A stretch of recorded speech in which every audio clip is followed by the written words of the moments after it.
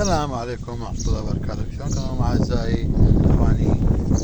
من يعرف هذا النفس شنو؟ سبحان الله، الطلب كان شوية نحس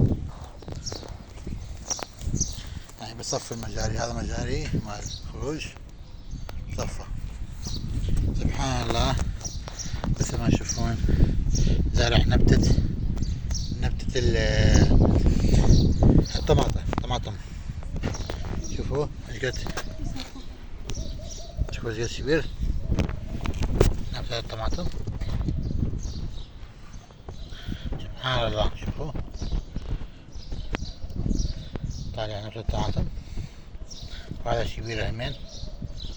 سبحان الله، بابه كان يعني ما حد يتخيله.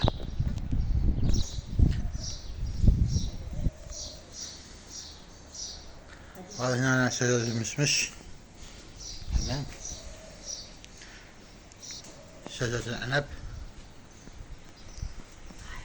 وهاي الورود.